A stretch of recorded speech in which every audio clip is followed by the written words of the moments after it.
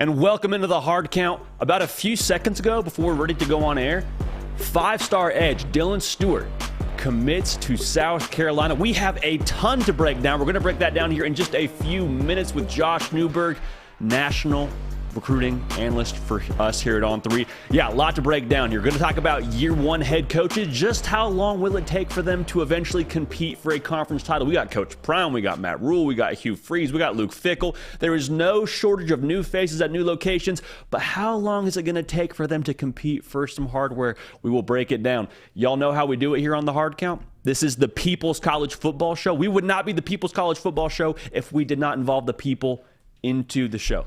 So with that being said, went to Twitter and asked y'all, what would be some of the most shocking and surprising headlines we could experience throughout the college football season? I was not asking y'all to call your shot for who was going to win a national title, though one of y'all did that and we'll break it down. I was asking, hey, week to week, from late August to early January, what are some of the headlines that we're going to see? They're going to ruffle some feathers and maybe cause a little bit of surprise. Y'all answered in full force, as you always do, so thank you for that. Going to break those down as well. Dan Lanning, I don't know if y'all saw it yesterday. Dan Lanning straight up stepped in the paint and just full 360 windmill dunked all over Colorado.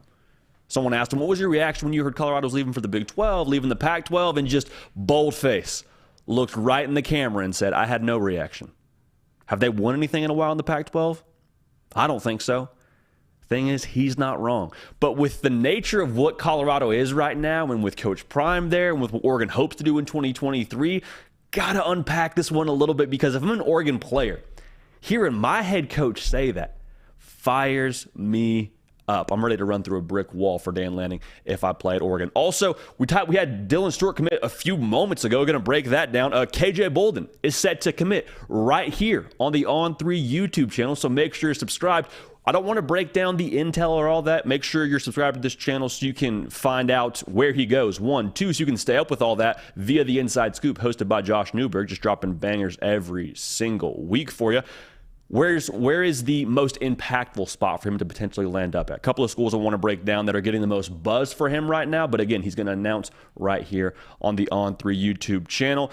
To end this thing, going to talk about the pulse of the program. Moving on to Norman, Oklahoma today, to talk about what's going on with the Sooners. What's the pulse internally of that fan base? What's the pulse within that building as they head into year 2 of the Brent Venables era? All right, we got a lot to unpack. You have a lot going on. There's a lot on your plate in this wild thing that we call life. I want you all to just chill out for a second. We're just talking college football. Some of y'all listen at your internship. Some of y'all listen at your job. Some of y'all listen at school as you head back to school. God bless you for that. Summer was a great time. But all I'm trying to say is relax. We're talking ball. Thank you for being here. Can't waste too much more time because time is of the essence as Dylan Stewart committed like 30 seconds before we went on air. Josh Newberg is down here at the studio. He's about to do some work, kind of get ready for his show. When we say, Josh, Dylan Stewart just committed to South Carolina. Can you jump on live?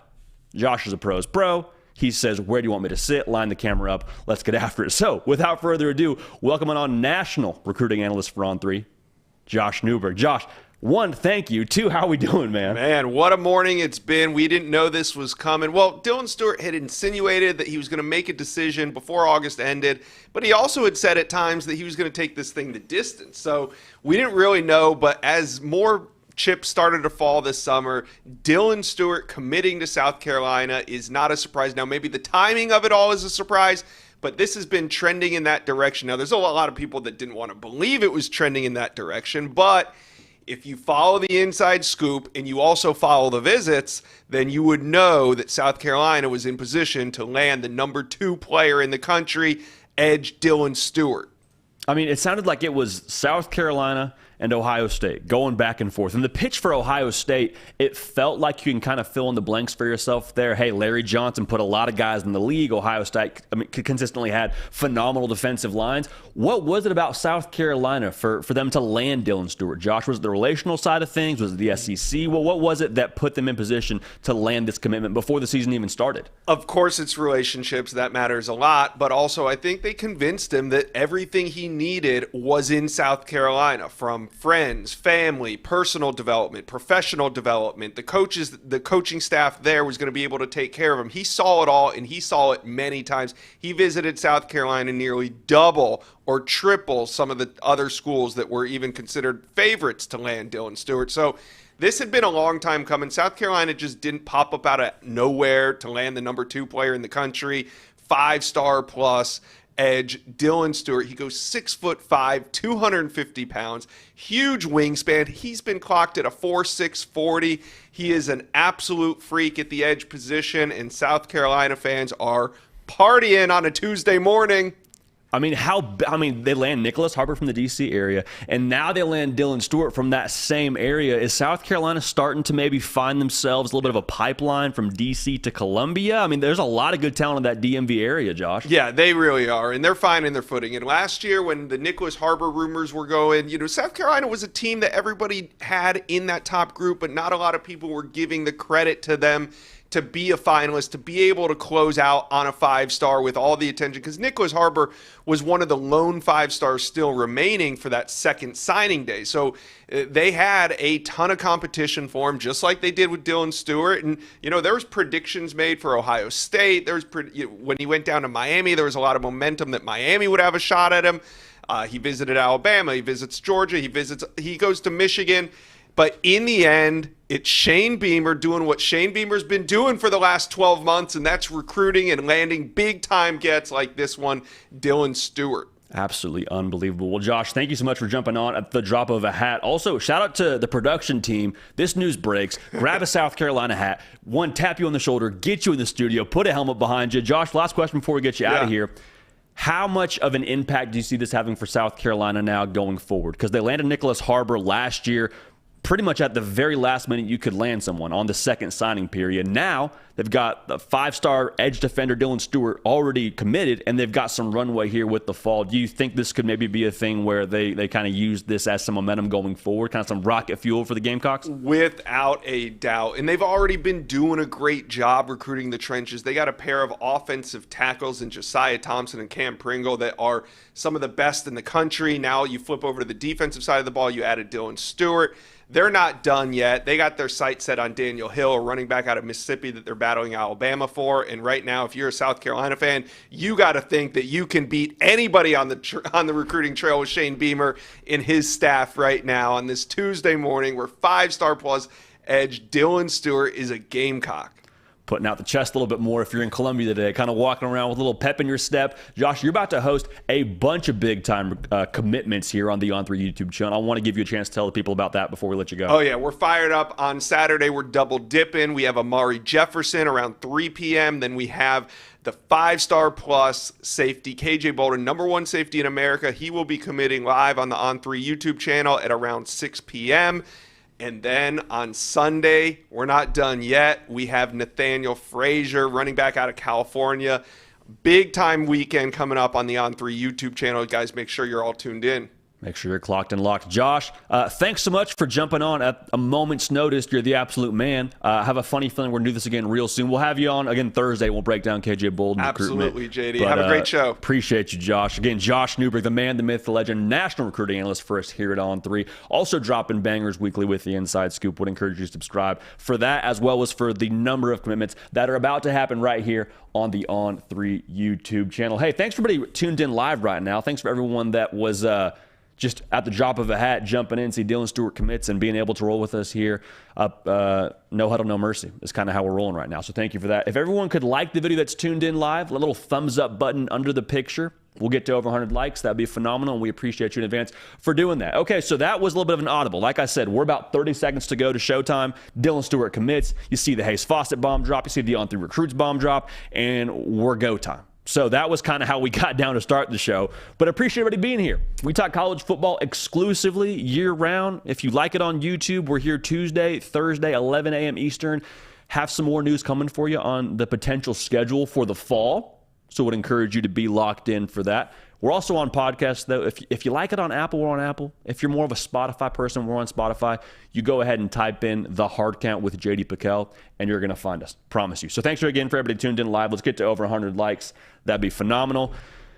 With that being said, though, We didn't even tell y'all what day it is today. I like to usually put a tag on these. It's August 1st, Tuesday, the phenomenal year that is 2023. So now you know what year it is that Dylan Stewart committed. With that out of the way, let's keep on rolling here. There's a lot of year one head coaches right now in college football. You got Luke Fickell, you got Matt Rule, you got Coach Prime at Colorado, Hugh Freeze at Auburn, who's doing work on the recruiting trail himself. And it sort of got me thinking here, how long is it going to take these head coaches to get to competing for conference championships? And I want to make this clear too. Not all first-year jobs are created equal. What Billy Napier walked into last year at Florida was very, very different than what Brian Kelly walked into last year at LSU. And so I think we have to sort of assess these different jobs and these different coaching staffs in a different manner. But even with that being said, how long will it take for them to compete for some hardware? Let's start with Colorado. When I look at Colorado, you need to really evaluate what is going to stick from this transfer portal overhaul that Coach Prime has gotten underway in Boulder, Colorado. Because the people that are pro Deion and the people that are skeptics of Deion Sanders are yelling from the exact same point. The people that are pro Deion are saying, well, he brought in a whole new roster. Never mind last year 1-11. Forget about all that. It doesn't matter because he brought in a new roster. The skeptics are saying, yeah, he brought in a whole new roster. That's going to take a minute to mesh. Going to take a second for that to really get working and have that thing firing on all cylinders. But I think it's important to say this. It's fine to be transfer portal heavy, but I think it's also important to understand that anytime a player transfers, there is a reason behind that transfer.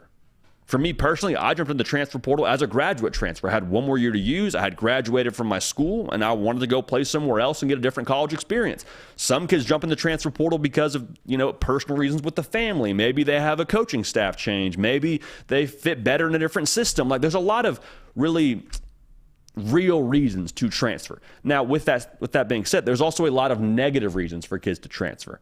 Maybe he wasn't a culture fit. Maybe he wasn't going to get playing time at this other school. He wasn't good enough to make the cut. And so for Colorado, I think you probably have a mix of real reasons and reasons that maybe you have to, I don't know, make an excuse for is the right way to say it, but some reasons that maybe would be on the less positive side. So for Colorado, they are throwing a ton at the wall. And make no mistake, what they did with throwing a lot of this at the wall is already better than what they had last season. I don't think Colorado only wins one game in 2023.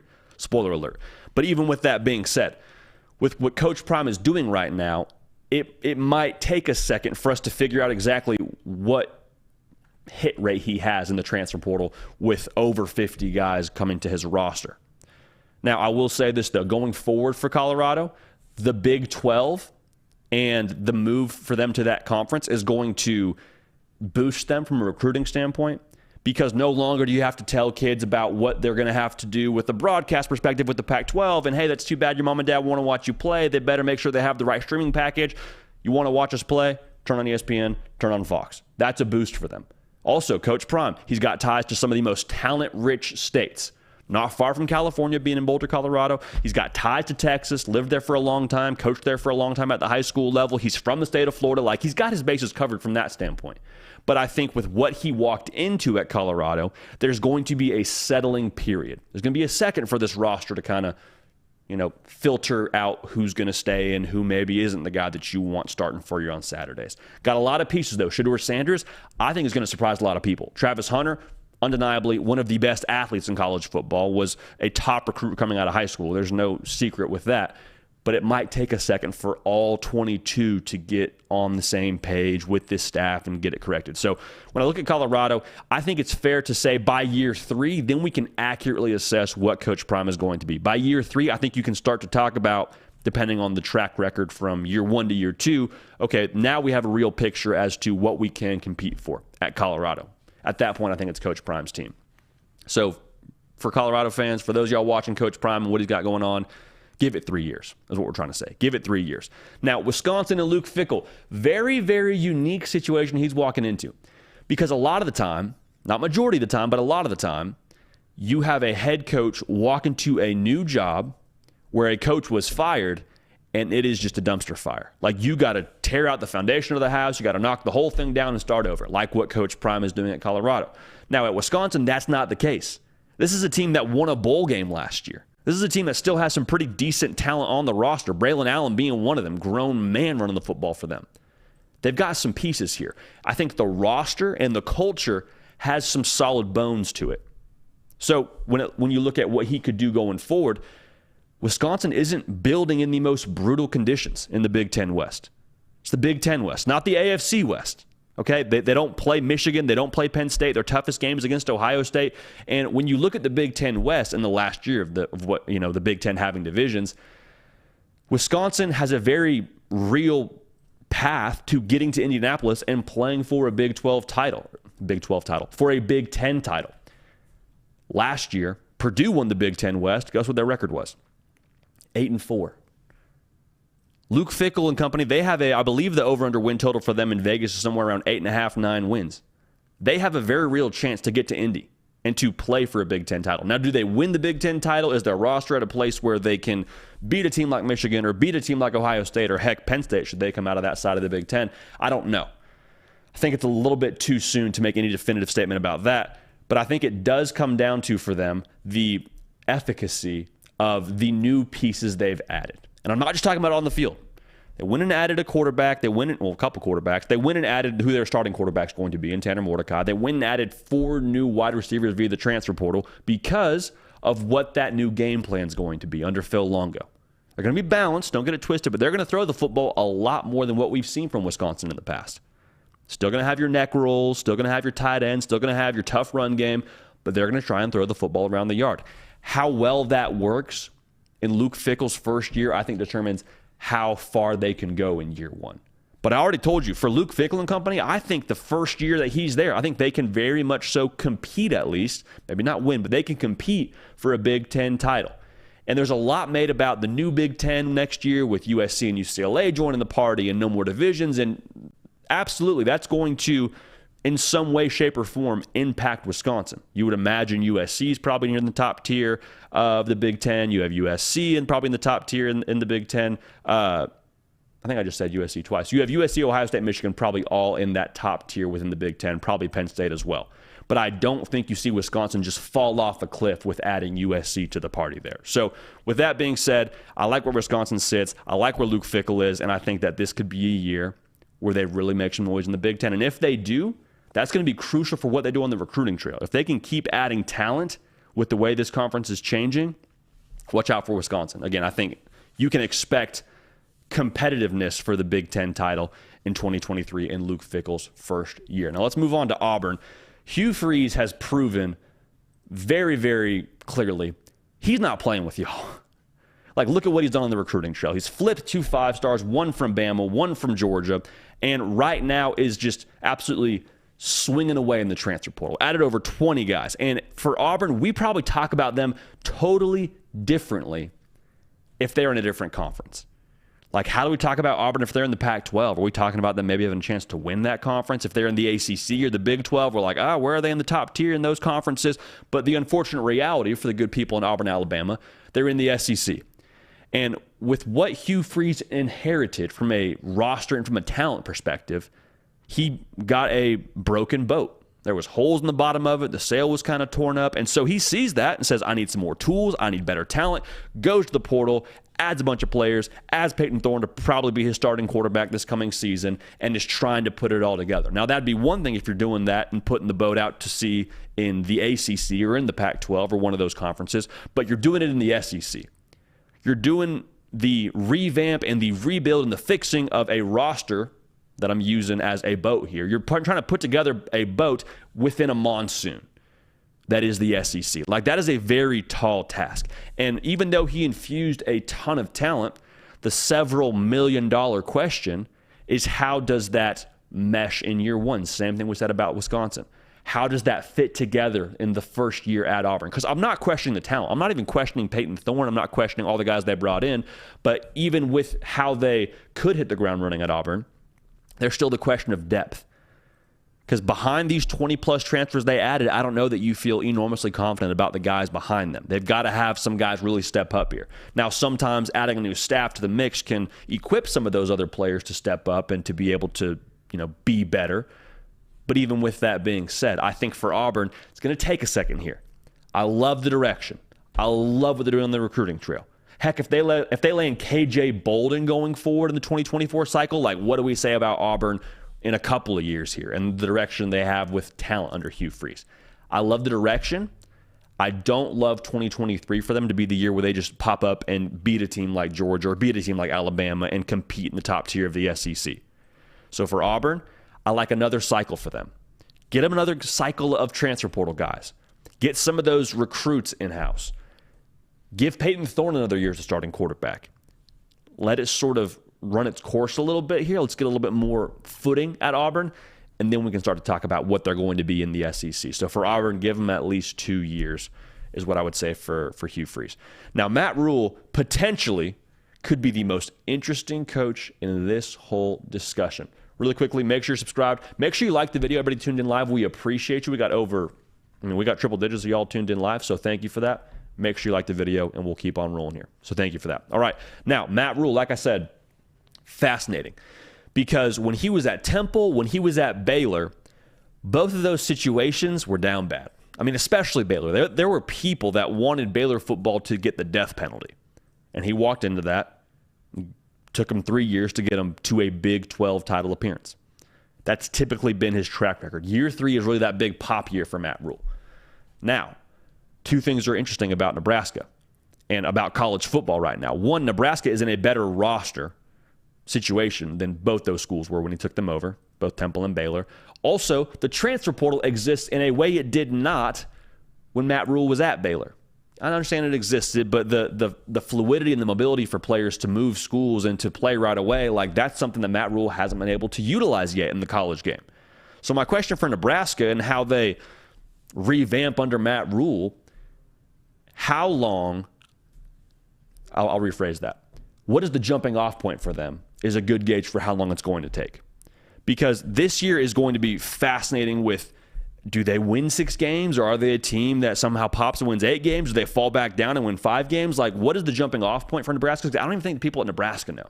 Vegas has got them at 6 wins, but even so, man, there's so much here for Nebraska that is unknown. What is Jeff Sims going to be? What does that new defense look like under Tony White? What does Marcus Satterfield do for them as the OC? I don't have a question about the long term for Nebraska, but I think year 1 is the first page of the story that we have to get down. Now, I would also say this. It's not getting easier as the Big Ten expands. USC and UCLA joining the party. And for Nebraska, previously it was you just got to win the Big Ten West. We talked about it for Wisconsin this coming season. It's an ideal spot to be at when it comes to your path to getting to a Big Ten title appearance. But now you go from just having to be the best team in the Big Ten West to having to be one of the top 2 teams. And the unfortunate reality for where the Big Ten is right now for Nebraska, or where they're going to be, is you have to be the top 2 in a conference that probably has the top 4 or 5 already spoken for, with Ohio State, USC, Michigan, Wisconsin's probably somewhere in that top 5. Penn State's probably somewhere in that top 5. Like, you see what I'm saying here? That makes the mountain just a little bit more steep. So depending on the jumping off point this coming season, depending on their success in 2023, I could see year 2 being a year where Matt Rule and company kind of get it together, and we see another portal class get in there, and we see his culture really get in there, and Nebraska makes a run at this thing. I would be more conservative. I would say let's give Matt Rule 3 years. That's what his track record has been at different stops. I think that's what it's going to take as the Big Ten sort of reshapes. Let's give Matt Rule some time, and we'll see where Nebraska is after this first year. What's the jumping off point for the Cornhuskers?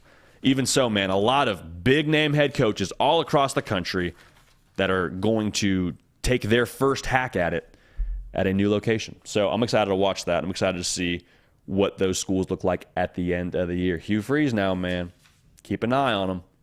Keep an eye on what they do here. Maybe not this year, but as they get rolling here, the talent, the new floor he's installed at Auburn, I think it's worth talking about. Appreciate everybody tuned in live. As we always say, if you're watching live, I'm going to ask 2 things. One, if you could please subscribe to the channel. We would greatly appreciate that. Y'all have been crushing it on the YouTube front as of late as we get closer and closer to the season. It's not us over here. It's not the content. That's y'all. So thank you for that. 2, if you could like the video. Right around 50 likes right now. Let's get over 100. I already know it's going to happen. I have no reservations, but I'm just going to go ahead and ask and throw a friendly reminder. If y'all could like the video, that would be phenomenal. So thank you in advance for that. All right, now we say this a lot. you can't call yourself the People's College Football Show and then not involve the people in the show. Just not, that doesn't make sense, right? So with that being said, went to Twitter. You can find me on Twitter at JD Pickell. And I asked y'all, what would be some of the most surprising headlines that you could see us getting in the 2023 season? And so without further ado, let's just jump into that because we got a lot of great headlines from y'all. And the first one is coming out of the gate hot. All right, we got from College Football Hullabaloo for y'all, which is a hilarious handle. Shout out College Football Hullabaloo for y'all. He says LSU is winning the Natty. That's his headline. And y'all, if this were to happen, the impact, the ripple effects this could send across the college football landscape cannot be overstated. For starters, that means that Brian Kelly kept the second-year LSU head coach national title streak alive because you got Kim Mulkey winning it with the women's basketball. You got the baseball team winning natties, and they all did it in their second year. So then you would have Brian Kelly joining that club, which is kind of a fun footnote. And it means a lot of things that are obvious. It probably means Jaden Daniels was balling. This conversation around him stretching the ball vertical and the offense being explosive, like that probably happened if they win a national title. The defense was continuing to be elite. That's likely what happened. You probably beat Georgia and Alabama. If not splitting, you probably beat both of them. I would imagine you beat somebody like a Michigan or a Georgia for a national title, so who knows how many times you had to beat Georgia. But for LSU, I think what's most important about this headline, if this were to happen, it means that they had a championship culture solidified in a ridiculous amount of time under Brian Kelly. Because last year we talked about it a lot. Oh, what LSU team are we going to get? Are we going to get first half of Auburn LSU? Are we going to get LSU that played against Bama? Are we going to get the LSU against Texas A&M? Like, which LSU team is showing up today? And if they were to put it together in just the second year under Brian Kelly, I think that would create something that would be scary for the rest of college football because I think that would mean they have something sustainable. That means it was internal with the locker room. That means it was player bought in. That means you have leaders in that locker room that are going to cultivate more leaders, and then this machine really gets rolling. So if they win a national title in 2023, that is just the tip of the iceberg for LSU and for Brian Kelly. I truly believe that. I think that's not the last one he wins at LSU going forward. Spoiler alert, I think he's already going to win one at some point in time in Baton Rouge, but that's neither here nor there. Now, this is another thing that's interesting about this. If they were to win a national title, think about what this would mean for Brian Kelly.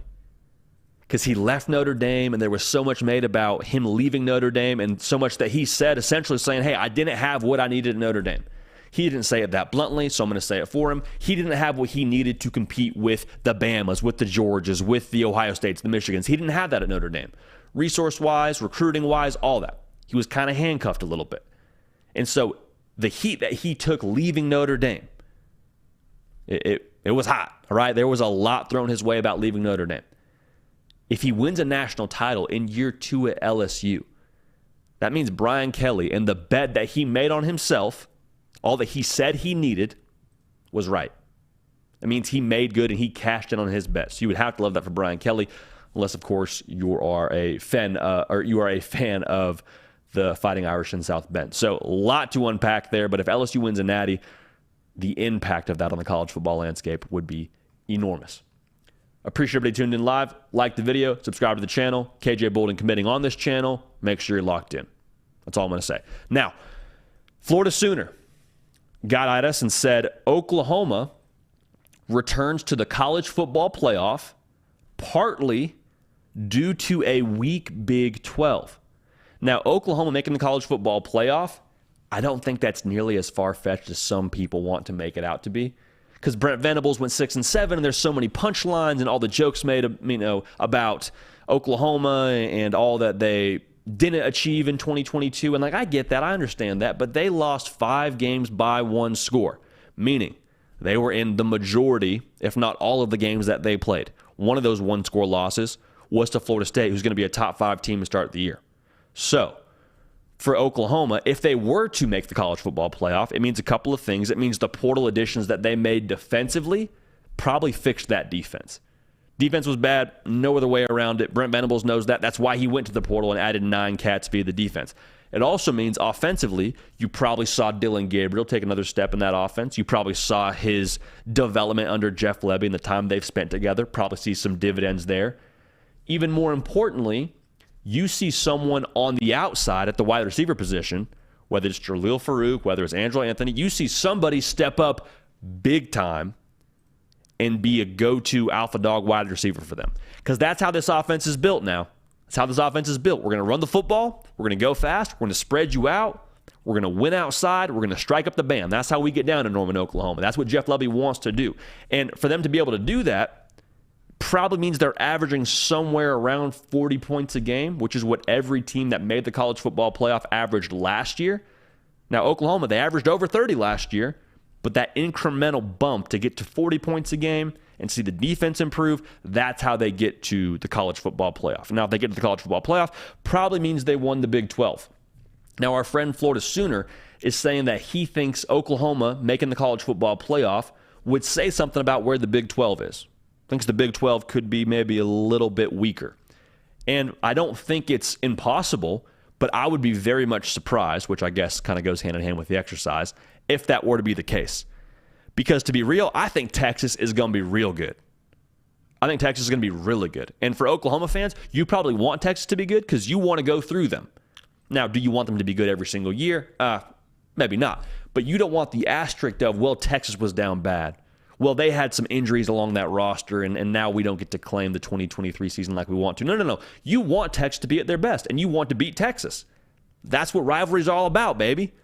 You want to take down your brother, and that's what it is. So for Texas, I think they're going to be good. I think you could see a world where Texas goes 11-2, and they have 2 losses to Oklahoma, one during the regular season and one in the Big 12 title game. Heck, you could see Texas go 12-1 and drop one game in the Big 12 title game, and maybe they're a college football playoff bubble team. Like, I don't know how that situation works out, but I actually think that the Big 12 is going to be a dogfight week in and week out. If Oklahoma does make the college football playoff, I don't think it'll be because of a weak Big 12 conference. In fact, I think the opposite. I think we look on Selection Sunday, maybe you see Oklahoma's a one-loss champ in the Big 12, and we just say, yeah, but Big 12 was brutal this year. The Big 12 was wild this year. We'll take a one-loss Big 12 champ over a one-loss ACC champ or a one-loss Pac-12 champ. So I think, to answer your question, Florida Sooner, and to kind of commentate on this a little bit more, I think a strong Big 12 actually boosts a Big 12 champion like Oklahoma into the college football playoff. There's definitely a path. But again, requires the defense and those portal ads paying dividends, and requires that offense having someone on the outside step up and be more explosive. So definitely a possibility, a lot more possible than I think a lot of people would like to acknowledge, to be real with you. Now, this is where it gets a little bit steamy, a little bit hot. Erskine on Twitter just called his shot, said Joe Milton gets benched. And this is one that we're going to get a lot of feedback on. And if Joe Milton does get benched, there's a couple of scenarios where this could happen. The first of which being, though, I don't think you would put all the blame on Joe Milton. And what I mean by that is Tennessee last year, they were a run-first football team. Jalen Hyatt's deep. He's just beating guys one-on-one, and those safeties have no chance to catch him because he's so fast, and Hendon Hooker's dropping it in the breadbasket. That all happened, but it happened because they had a run game that forced that secondary to commit numbers to where you had real estate on the back end for Jalen Hyatt to just get loose like it was his job. Now, instead of saying Jalen Hyatt this coming year, you'll say Squirrel White, but the same fact remains. This offense, the batteries for this offense are running the football. And one reason why I personally am so high on Joe Milton is I think they're going to allow him to play to his strengths. Like, I think they're not going to ask him to do a 3-step drop and fit it in a tight window and make a bunch of NFL kind of throws where he's got to be on the money, on time every single time. He may be able to do that, but his ability, his bag really, is his arm strength. Cut it loose, hit him deep, let's roll. So with that being said, if the run game isn't rolling how it's supposed to, and we take Joe Milton out of what he does well, well, then I think maybe Joe Milton could have some issues and could struggle, and that's any quarterback across the country, should you take him out of their comfort zone. So that's the first scenario. The other scenario, and this is the one that Tennessee fans are probably most concerned with, is that plays are there and those accuracy issues that people have sort of snickered at behind the scenes and, kind of had their doubts about Joe Milton. They're saying he's not going to be accurate. He's going to be overthrow Joe, all those punchlines. And so if that happens, yeah, if there's plays there and you're missing on them consistently and it's hamstringing us as a football team, well, then maybe you do have to have a conversation about moving on and starting the Nico era early. Now, there's a fraction of this fan base, probably a fraction of the college football public, that wants it to be Nico time in Tennessee. And I don't blame you because he's a phenomenal player. He's the number one player for us here at On 3. But even so, he was the number one player for us here at On 3 in the 2023 cycle, that is. But even so, I'd be careful what you wish for. Be careful what you wish for because we all want to see the shiny new 5-star hit the field and sling it around and, the unknown is undefeated. But even so, man, for Nico, there's such a thing as playing too early. Two things can happen when you play too early as a quarterback. One, you can develop bad habits. You're used to playing high school ball. You're used to making plays and scrambling around and throwing it across the yard and throwing it back across your body. Like whatever the habit is, if you have some success with that, you go back to it. And typically the thing with bad habits is it works one time, so you think it's going to work a lot of the time, and that just becomes something you rely on. And then when it stops working and teams watch enough tape on you, then you're in trouble. I'm not saying it's going to happen. I'm saying it's a potential that you probably don't want young Nico to have to live in as a true freshman at Tennessee. The other potential issue is you get thrown in the fire too early. Maybe, you're forced to play early from injury, or in this situation, I guess Joe Milton's not getting it done, so you force Nico in there. You can hurt your confidence a lot. Like if you go out there and you throw 3 interceptions as a true freshman against whatever opponent it is, you got people lighting up your Twitter mentions saying you're no good, you're a bust. And it's like, dude, he's been on campus all of 45 minutes. We have no idea what he's going to be as a true freshman. But you get enough chatter around you and you're so young and you've got so many loud voices, that can really start to eat away at your confidence. And when your confidence gets bruised, that's the thing that really takes the longest to recover in my estimation. So I'm not saying that Nico couldn't step in there and absolutely ball out. In fact, the opposite. I think he'll be a stud when it's his time to play in Knoxville. But I think right now it's Joe Milton's time. So if he does get benched, I think that will be something that Coach Heupel and the coaching staff has absolutely no choice but to make a different move within the quarterback room. So I don't think that will happen, but that's sort of my feel as to what the situation could be should that headline become a reality. Now, J.J. McCarthy is the topic of our next one I want to talk about here. And our friend Sir on Twitter hit us up. He just called his shot here and says J.J. McCarthy wins the Heisman Trophy. How about that now? J.J. McCarthy hoisting the little bronze statue in New York City. Place goes crazy. Probably gives a great speech. J.J. McCarthy, friend of the program, by the way. So shouts out to him.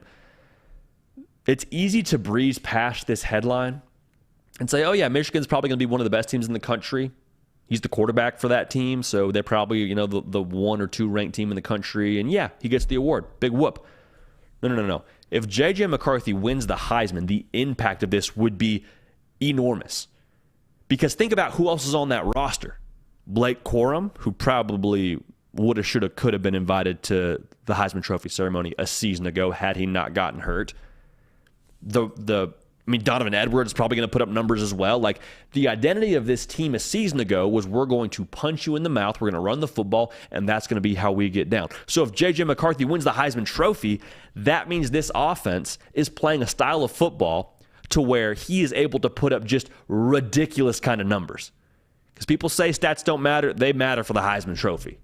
All right? They matter for those that vote because you have a lot of people just sort of scanning box scores and picking the quarterback for the best team. But if J.J. McCarthy doesn't have the stats, this doesn't happen. So in this situation, let's say he throws for over 3,000 yards and he throws for right around 30 touchdowns. Maybe he's around 40 touchdowns. Like, if he puts up video game numbers, that means the offense is playing in a style to allow him to do that, which is crucial because we all talk about the next step for Michigan, and this would be it. Having a dynamic, explosive, vertical passing attack, that would be the next step for Michigan. That would make them dangerous for the rest of the college football public. It would, I promise you, because then you pair dynamic passing attack with elite run game. I don't know how you defend Michigan at that point, man. At that point, if Michigan and J.J. McCarthy are playing at this level, They're probably scoring well over 40 a game like they were last year, but they're doing it in a way to where you are just without answers in the pass game and in the run game. Because you can't add numbers to the box to try and account for Blake Corum because J.J. McCarthy's throwing for around 300 a game. And if he does that, this is the other thing I want to talk about here, it means that you had some weapons at Michigan step up and just be playmakers that are pass catchers for you. I'm talking Roman Wilson is unguardable. I'm talking about Colston Loveland. Looks like a matchup nightmare, and he takes that next step as a sophomore. Cornelius Johnson looks like the Cornelius Johnson that we saw against Ohio State. That would be the reality for Michigan, and that would also be interesting because that means you had multiple guys step up, so you couldn't just double one of them. Like, if it's just the Cornelius Johnson show next year at Michigan, that'll be cool. It'll last for a few games, but that's not a sustainable way for J.J. McCarthy to win the Heisman Trophy. If he wins the Heisman, multiple dudes stepped up and got after it for Michigan. Last thing I'll say about this, if J.J. McCarthy and Michigan are operating this way and J.J. McCarthy does win the Heisman Trophy, I have a very difficult time believing that Michigan is also not hoisting the national title trophy. I truly believe that. They've got so much up front, so much back on defense. If J.J. McCarthy is at a Heisman level, they will win the national title. Period. Mic drop. The end. We'll leave it at that, and I'm sure that the comment section will have nothing to say about that. So I'm looking forward to reading that. Last one we got here for you is from our good friend Coach Riggs, and he says that Oregon State wins the Pac-12 in 2023. That is his headline. That would be a headline and a half because that means that USC didn't win it. It means Oregon didn't win it. It means Utah didn't do the Pac-12 three-peat. This would also mean that Oregon State, and wouldn't you know it, DJ Uiagalelei just sort of reinvented himself, got to Corvallis, Oregon, and went bananas. Little DJU special in Corvallis. It also means they probably overcame the 52% production they have coming back defensively. It's not bad, but it's not quite as much as you would hope for if you're trying to make a Pac-12 title run. Now, here's the thing. I want to go back to DJU. If he gets his storybook ending to where he rides off into the sunset with the Pac-12 title trophy, think about who that points the finger back at now. And the index finger now, no other finger. Points the index finger right back at Clemson. And I think also there's a lot of people that would owe DJ Uiagalelei apologies. Because a lot of people said, oh, he's a 5-star this, he's a 5-star that. He gets to Clemson and look at what he did. Loses his job in the ACC title game. He wasn't good enough at Clemson. Where was this at Clemson? Well, then I think you start to say, well, he did it at Oregon State. What changed? Same quarterback. I'm sure he probably got in his bag in the offseason and really worked hard, but the system, I think, is what would get the most heat at Clemson. And I know now they have a new system and that OC is no longer there, but you hear what I'm saying now. There'd be a lot of people that would owe DJ Uiagalelei apologies. Now, this is my gut feeling. If this were to be a reality, if Oregon State does win the Pac-12, people aren't going to like this, but I think that means that the Pac-12 gets left out of the college football playoff yet again. Because that would mean if Oregon State were to win the deal, I have a very difficult time believing that they get to the Pac-12 title game undefeated. I have a hard time seeing that. They play Utah, they play Washington, they play Oregon, no USC. But, I mean, if Oregon State gets there, I don't know if they get there unblemished. I also don't know that you see anybody else in the Pac-12 lose the Pac-12 title game to Oregon State and be undefeated and still find a way in. To get to the college football playoff from the Pac-12, got to be undefeated. So if it is what I think it's going to be this coming season, where it's just gladiator style, good luck to everybody else. But if Oregon State wins it, I think that would be a phenomenal storyline. I'd love that headline, but I think it does end up leaving the Pac-12 out in the cold when it comes to the college football playoff. Appreciate everybody tuned in live right now. Also, we didn't say this from the jump, but happy birthday to On3, man. 2 years. 2 years this company has just been rolling. Now, we have been fortunate to be here for a small fraction of that, but I promise you one thing, man, we're excited to be on board as long as they will have us. This is a special company in the sports media industry. What Shannon Terry is building right now is unlike anything else in the sports media world, and I truly believe that the best is yet to come. So thank you to y'all for being locked in, and a huge thank you to everyone that contributes to what you're seeing right now here on this platform within the On3 network. It takes an absolute village, and I think we have the best village in the entire industry. So we'll leave it at that now. Everybody could like the video. We'll be over 100. That'd be phenomenal. Thank you for that. Also, shout out to the podcast crew, man. We got a lot of y'all locked in on podcast that are listening at your job, listening at your internship. I say it all the time. You got a lot going on, man. So for y'all to make time to make us a part of your day, we are very grateful for it and do not take for granted at all. All right, we'll keep this thing rolling now. Dan Lanning, dude. Dan Lanning, I don't know if y'all saw yesterday, catches the ball on the wing, probably crossover dribble, gets to the middle of the lane, just rises, elevates, goes all the way back, tomahawk, dunks all over Colorado. Someone asked him, what was your reaction when you heard Colorado was leaving for the Big 12? And essentially, Dan Lanning just kept it a buck with him and said, I had no reaction. What have they won here? I'm paraphrasing, but that was pretty much what he said. I don't think they've won anything here in a minute that's impacted the conference in any kind of way. So with him doing this, I mean, this is a big baller brand move. I tweeted out right after I saw this, if I'm an Oregon player and I hear Dan Lanning say that, I'm ready to go to war for him. And I'll say this, a couple Oregon players liked that tweet. So I think that they feel the same way. I'm hyped if I hear Dan Lanning say this. I'm an Oregon player. I'm absolutely jacked up because I've always said this, your persona of your head coach leaks into the persona of your team. And to hear your coach speak with this much confidence, to hear your coach have this kind of swag, if I'm a player, I'm like, all right, coach has got swag, I got swag. Coach is confident, I'm confident. Coach isn't worried about this kind of move. Coach isn't worried about the rest of the Pac-12. All right, let's roll, baby. Let's get after it. And this kind of feels a little bit like there's something to do with Deion Sanders here, and I can't prove it. There's nothing being linked to it. It's just my own feel on it. So there was so much bravado out of Colorado with Coach Prime when he got hired there and about bringing his Louis luggage and just about the way he's operated and the YouTube channel. Like, I'm not here to speak on that, but I feel just a little bit like Dan Lanning can't wait to play Colorado. Because that was the punchline on Twitter yesterday, right? Oh, well, Oregon, Colorado, September 23rd, that's going to be awesome, man. That's going to be a great storyline, great game. Like, no. Dan Lanning and Oregon are about to throttle Colorado on September 23rd. And Dan Lanning knows it. Dan Lanning is 100% aware that they have a better roster, more established roster, more built out. They're going to wax Colorado. Like, I know they're going to play. But this is not going to be a, oh, let's settle it on the field kind of deal. Like Colorado, I think Coach Prime's got something cooking there, and I think eventually they're going to be in good shape, and I think that moving to the Big 12 helps them. But even so, man, like Dan Lanning is talking his cash because he knows what they're about to do in the Pac-12.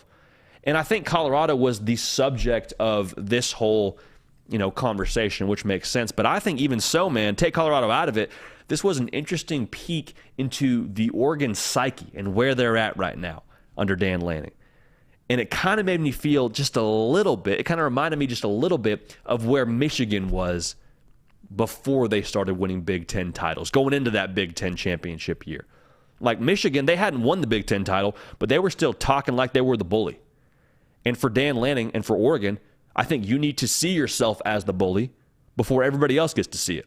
Like it happens behind closed doors, what you do in conditioning in the weight room in your staff meetings, like you prove it to yourself in the mirror behind closed doors before anybody else gets to see it on the field. And Michigan knew that before they won Big Ten titles. I think Dan Lanning's acting that way before they go and do what they want to do in the Pac-12 this coming season. They have every reason to believe that they can do that. I mean, they got to shore up some pieces in that roster defensively, but you bring back Bo Nix, got a rock-solid culture. You got one of the best young head coaches in the entire country who you just re-signed, and Dan Lanning, I believe, knows that he's one of the best head coaches in the country right now based on, I think, how he carries himself. Like, I think Oregon feels like they're them right now. They feel like they're the bully, and so they're acting like it. And Dan Lanning, for him to say something like this, like the other punchline you're going to hear about this is, well, the Pac-12 is probably going under. What's Oregon going to do? Like, I promise you, man, Oregon is just fine with all this realignment nonsense. And I say nonsense in a lighthearted way, but that's what it is right now. It's nonsense. Like, Oregon is going to end up just fine. Whether we get this matchup in the Big 12 going forward, whether Oregon goes to the Big 10, like wherever they end up, Oregon is not one of those schools that's hanging on for dear life on the boat that is sinking, that is the Pac-12. Whenever Oregon wants to move to another conference, they're going to do so with ease. It's going to be fine, and they'll get a very big paycheck for doing so.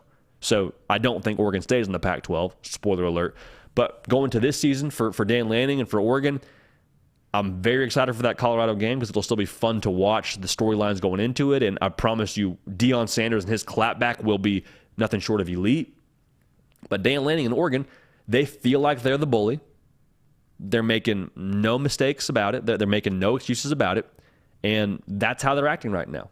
And if I'm an Oregon player, again, I absolutely love this from the leader of my football team. Dan Lanning also, we had him on the show, one of the just nicest human beings that we got to speak to. Dan Lanning, a program guy through and through. Now, KJ Bolden is going to commit on this very YouTube channel here this weekend. Make sure you're subscribed. Make sure you got the clock set. Make sure you hit the notifications on the On3 Recruits Twitter page. Make sure you follow On3 on Twitter. Like I promised you, we're going to keep you in the know for all things KJ Bolden. And everyone's going to talk about the intel with this and, you know, where he could be headed and all that. There's a couple of schools that are getting the most buzz right now. It's Georgia, it's Auburn, it's Florida State, it's Ohio State. Like, where's it going? I don't know. I can't wait to watch, though. I can't wait to be locked into the On3 YouTube channel and watch that. But I think the impact of what he brings to the table here as the number one safety in the 2024 cycle is very fascinating to pay attention to. And so that's kind of what I want to do right here. I want to kind of unpack some of these schools and the impact that KJ Bolden could have should he end up committing there. And Georgia's the school that is getting the most buzz right now. It makes sense. He's in state. Georgia is Georgia. He's taken the most visits there.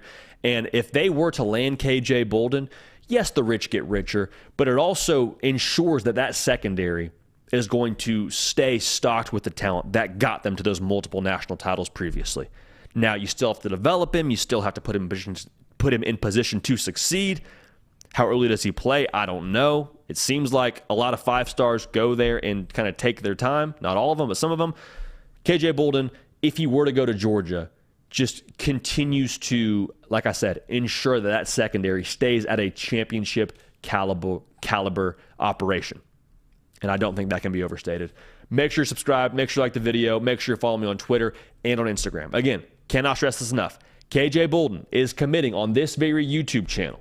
If you are subscribed, you will not miss it. I promise you, you will not want to miss it. Now, KJ Bolden was at Auburn this past weekend for Big Cat Weekend, which is Auburn's big recruiting weekend. And can you imagine what would happen if KJ Bolden ends up committing to Auburn? Can you imagine the Twitter timeline? Can you imagine the juice around Auburn and the Hugh Freeze era going forward past this season? Can you imagine where that puts them in the On3 team industry recruiting rankings? Like, that would be enormous. And the way that it would feel to me is it's KJ Bolden putting an exclamation mark on what Hugh Freeze is doing right now. Puts an absolute signal fire out to the rest of the country, the direction of Auburn under Hugh Freeze. Because they're fighting to throw that roster together right now through the portal, and a lot of these guys in the recruiting trail are probably going to contribute for them early. I think KJ Bolden, what he would mean for them on the field, he would be huge for them to get on the field. In the SEC especially, you have so many freak show playmakers running around. You need someone at the safety position that can help be a good tackler, but also be able to play well in the pass game, be able to match up with those big 6'4", 6'5" kind of tight ends. KJ Bolden, he's got good range. He's a ball hawk when it's in the air. He would be someone that I think plays sooner rather than later should he end up at Auburn. So he's someone that Auburn would mean a lot for them on the recruiting show, but I think once he gets on campus, once it comes to playing on Saturdays, he's someone that I think would have a major impact for them. Now, Florida State, it's kind of a similar storyline with them. If Mike Norvell lands KJ Bolden, this is a beat-your-chest kind of commitment that the Noles would land. Because so much made about Mike Norvell mostly using the portal and the lack of juice they've had on the recruiting trail. And now, though, they've put something on the field that is a really solid product. They're about to, in my opinion, do something really exciting in 2023.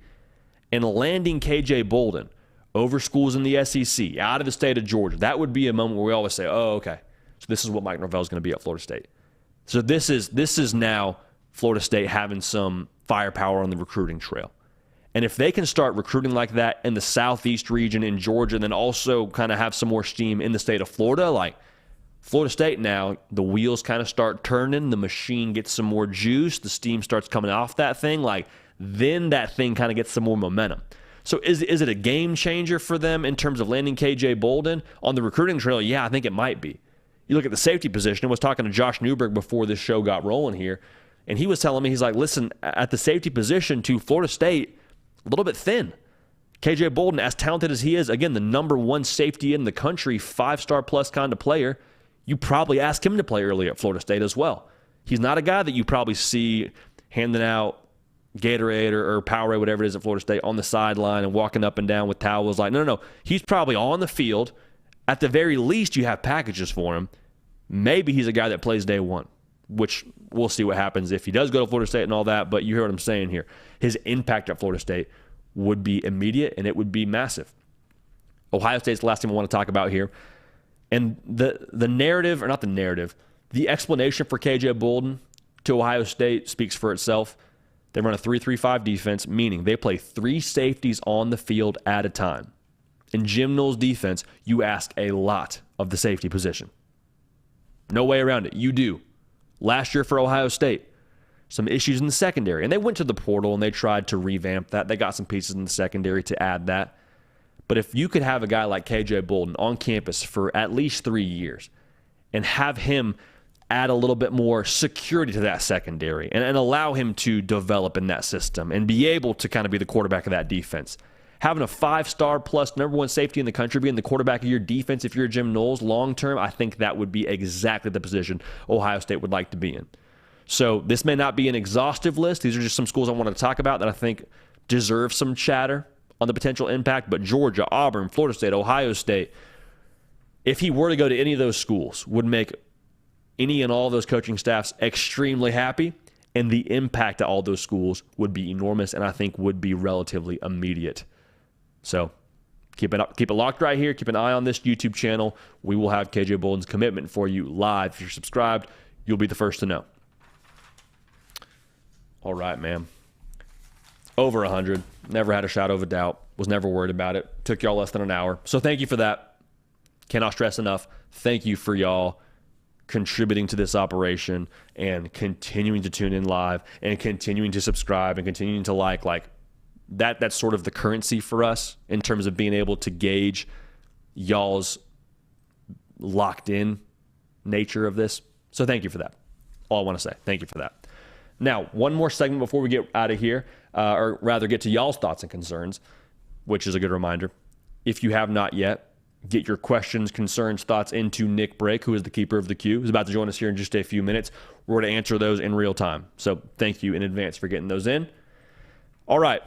The Pulse the Program series, rolling right along to Norman, Oklahoma. Take a look at what's going on with the Sooners. Now, the Sooners are in a very interesting place. Very interesting place. I'm not talking about Norman, Oklahoma. I'm not talking about geographically them being an interesting place, though Brent Venables did come on this show and went to bat for the great state of Oklahoma. Oklahoma as a team underachieved last year. No secret. The standard of Oklahoma was way higher than what they got done last year. Went 6-7, had 5 games they lost by 1 score, a couple of heartbreakers. Dylan Gabriel was dinged up at times. The defense was bad. Brent Venables, his first year as a head coach. Exhale. Everybody is just exhaling now and understanding that there is a lot that happened last year that I think you can chalk up to growing pains. And you can chalk up to a coach having his first experience as a head coach. But the feel and the pulse at Oklahoma, the pulse of the program in Oklahoma, is just getting started. Because last year, we already talked about it. It wasn't ideal. It wasn't what you expected. It's not acceptable. But there can be 2 things that are true about Brent Venables in his first year at Oklahoma. The first is last year was well below the standard. We already covered that. The second thing that can also be true is you didn't hire Brent Venables to win you a national title in 2022. He didn't do that. We're all on the same page there. Hiring Brent Venables was a sustainable, long-term play for Oklahoma. Because when they brought him in, when they announced him as the head coach, there was a feeling across that fan base that, okay, we got our guy.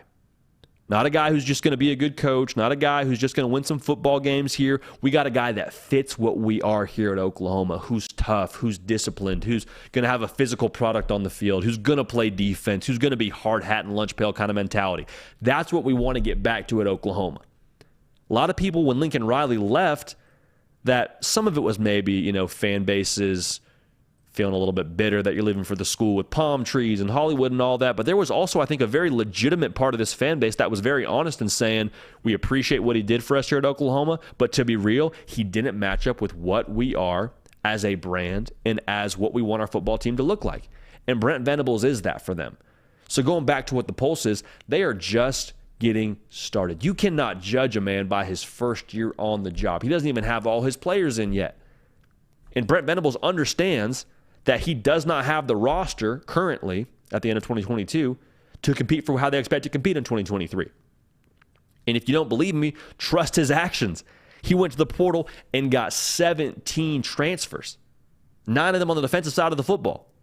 He understands, hey, I got to adapt here. We don't have a whole bunch of recruiting classes to get in here and eventually figure it out at Oklahoma. It's like, no. The time is now.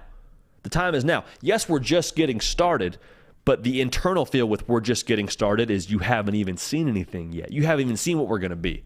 Because last year was inexcusable, and I've said that probably like 3 or 4 times now throughout this segment. Nobody's okay with what happened last year. Nobody's signing up for that. Nobody's signing off on that.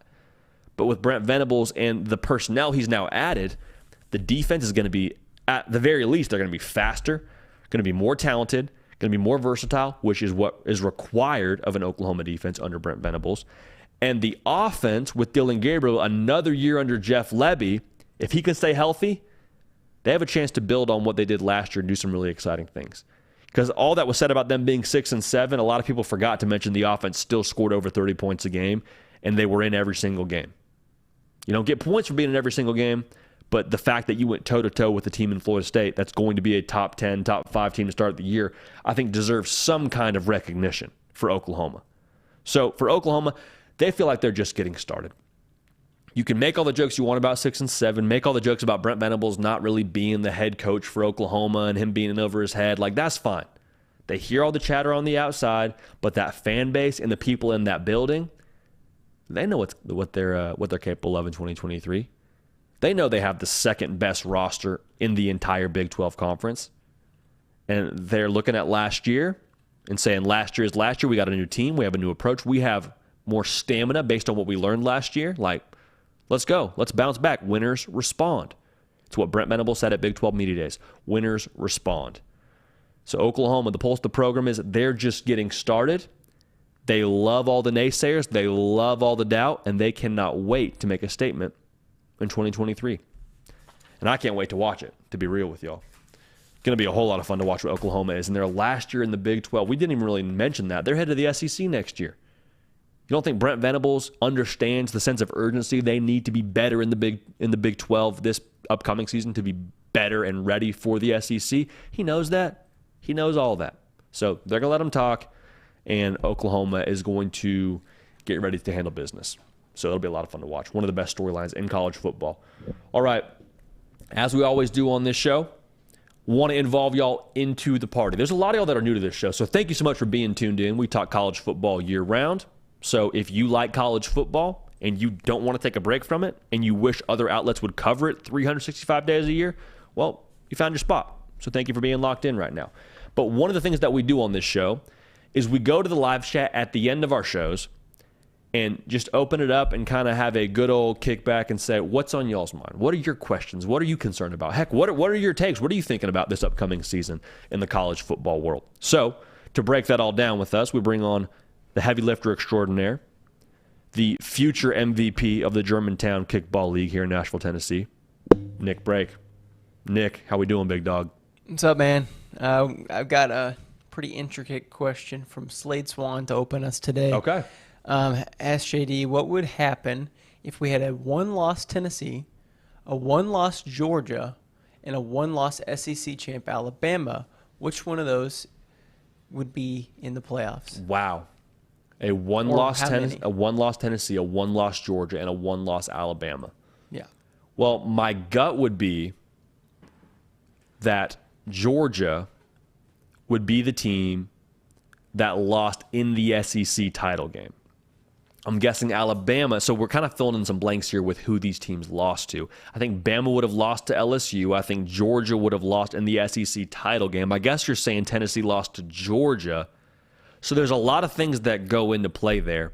I think you have to put a one-loss SEC champ into the college football playoff. No way around it. I think that has to be the way that it goes. Best conference in college football. You win the deal with one loss, you're in the dance. So I think Alabama gets in. Then I think the conversation becomes really interesting. In that situation I just laid out, I think Georgia probably finds their way in like they did in 2021. But depending on who ends up losing in that in that SEC title game, that's a big deal. That is a very, very big deal. And it depends on who that loss is to. So in that scenario I laid out, I think Georgia would get in. But if Tennessee, if they have one loss to, let's say, somebody else and they beat Georgia and find themselves in the SEC title game, I guess in that situation they would have had to get to the SEC title game and had to beat Georgia. The losses matter is what I'm trying to say here. My gut would say you probably put a undefeated, if your one loss is in the SEC title game, I think you get in as well. So if we see a one-loss Bama like we did against Georgia in 2021, stick with me, one-loss Bama in the SEC title, beat Georgia, Georgia's undefeated, both make it in. Same thing if it's Tennessee. Tennessee's undefeated, losing the SEC title game, they're still in. So, yeah, that's a very intricate question, and knowing the beautiful sport that college football is, we will probably be able to unpack that one in real time in some conference, if not the SEC. But, Nick, what a banger to get us started off, man. How about it? Yeah, that one was kind of a tough one. That was a good one, man. Rocky Top Tom, if Ryan Day continues to bumble at Ohio State, Venables loses as many or more than last year, including against Texas, and Jimbo blows it again at A&M, who's likely to be fired first?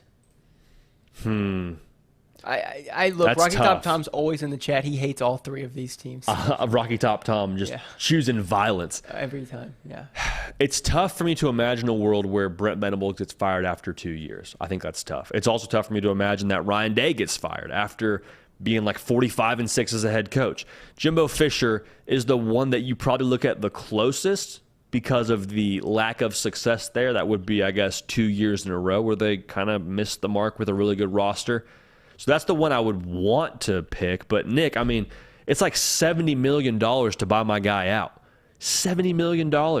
Even to the oil money in College Station, Texas, that is probably too steep of a price tag. So the boring answer, and the answer that I truly believe, is that none of these guys get fired if that situation were to unfold. But I think the seat that would be the toastiest would probably be Jimbo Fisher, and then a close second, I think, is Brent Venables. If Ryan Day keeps on showing up to Michigan and they lose to Michigan, but they only have one loss on the season, they find themselves in the college football playoff, like Andy Staples said it on this very show, and I 100% agree. If Ohio State wins a national title last year, if that kick goes through the uprights as the clock strikes midnight in Atlanta, and they end up beating TCU in the national title game, like we're not even talking about them losing to Michigan. So that's my thought on that. But another scenario where it's like, man, we're so close. We're about to actually get real answers for you there, Rocky Top Tom. Yep. Good one.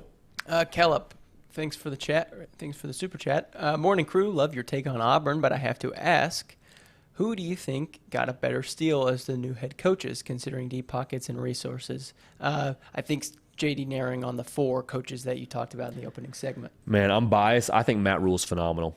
And I think in terms of the fit for what he is at Nebraska, like I think that was a home run and a half. I would say 1B for me there would be Hugh Freeze. Like, we're going to see what he is long-term with how they are able to put this talent to the field in Auburn, Alabama. But, I mean, Matt Rule, the toughness, the development, currently where they are in the Big Ten and the Big Ten West, like I think that was a home run hire for them. And, I mean, honestly, if you're Nebraska or you're Auburn or you're Wisconsin, man, I probably honestly love all three of those. Wisconsin, Auburn, Nebraska, I think are all three, in my mind at least, A hires across the board. Now, we say that before they played any games, but, I mean, I think all three of those guys are going to be set up for success in the long term at those institutions. I really do, Nick. JD, your first segment really inspired a lot of questions. We've got one more, but first, I will say we did put out a poll during your first question, asked what first-year head coach will find success first. Said first twice. It has been razor thin. Interesting. And it's gone back and forth. Coach Prime has 23%, Luke Fickell has 26%, Matt Rule 24%, Hugh Freeze 27%. There'd have to be a runoff here because we do not have even remotely near the majority. But JD, Hugh Freeze now at 28, it just moved up. Wow. With 207 votes is our winner so far. How about that? Keep it going. How about that? I don't hate that. It's just so tough to win in the SEC, man. I mean, you got to play Saban. You got to play Georgia. I mean, you're adding Oklahoma and Texas. Like, the SEC is so tough to get it rolling. And Hugh Freeze, we talked about it. He did not inherit a ready-made situation. Now, he's done a lot to improve that roster. They're going to be much better than they would have been if they had not gone to the portal. But it's just so tough to put it together. I like Wisconsin, so I'll put my vote in for Wisconsin there. Okay. But I respect the heck out of the Auburn contingent getting after it and voting Hugh Freeze there. We got time for one more, Nick? We do. Let's do it. Yeah. This last question from Jake Hewlett. By the way, if I didn't ask your question today, I know there's a few I didn't get to. I see Kay asked a question and a couple others. Just come back on Thursday and we'll ask away again. Beautiful. But Jake, #AskJD, what programs do you think are underperforming on the recruiting trail, and then can they right the ship? That's a great question. Nick, thank you so much, brother, for jumping on here. Hey, big one tomorrow now. Big one. We got to go 4 for 4, baby. You and I did the math. We sat down, crunched the numbers. We didn't really sit down. I guess we walked back to the studio or back to the office from here. But we talked about it going 4 for 4. Legatron going 700. What do you say? Yeah, and for those of you who don't know, I'm in a beer league kickball team, and it's not going too well right now. 2-2, 2-3, I should say. And yeah, we're about to turn the corner. We're about to bounce back, baby. I'm ready for it. I'm ready for it. We'll unpack it before we jump on the show and talk about it. But best of luck, Nick. You're about to dominate. So thank you. Appreciate it, man. See you. Nick Brake, heavy lifter extraordinaire, doing everything that you see here. We appreciate him so much locking in with us. Who is underperforming on the recruiting trail is the question. And I hesitate to even really answer this with too much certainty because when you look at where things are right now, there is so much that is going to happen between now and National Signing Day.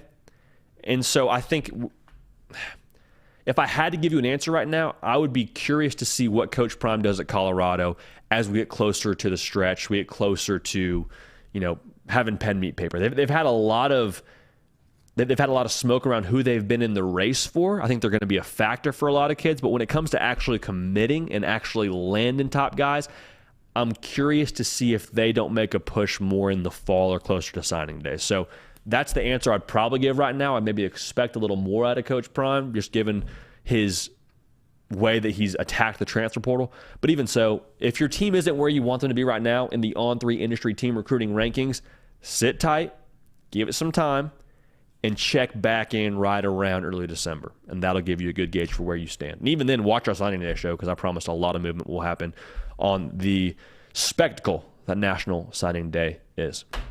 All right, again, thank you so much for y'all that are tuned in live. This is truly something that we do not take for granted, that we get to spend time with y'all talking about this sport that we all love so dearly. Incredibly cool that y'all are tuned in, and thank you for making us a part of your day. All right, now, no more time to be wasted. No more time missing shows.